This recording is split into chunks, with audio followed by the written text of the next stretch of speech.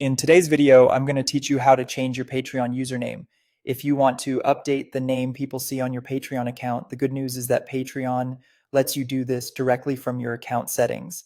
This is a quick process and it's useful if you've rebranded, changed your creator name, or simply want your profile to look more polished and up to date. It's also helpful to know that Patreon may separate your public display name from your custom creator page URL. So in this walkthrough, we're focusing on changing the name shown on your account.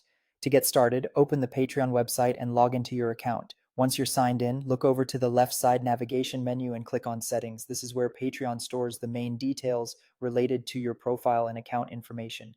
After that, make sure you're on the Basics tab.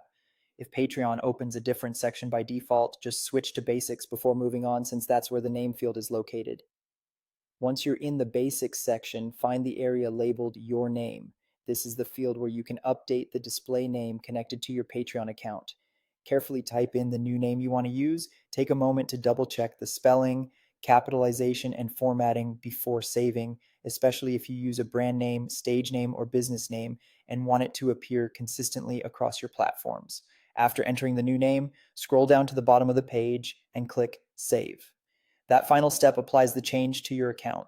If the update goes through successfully, your new name should now appear on your Patreon profile. If you don't see the change right away, try refreshing the page or reopening your profile in a new tab.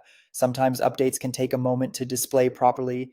And if you were actually trying to change your custom creator URL instead of your visible name, keep in mind that Patreon may handle that separately within your account settings.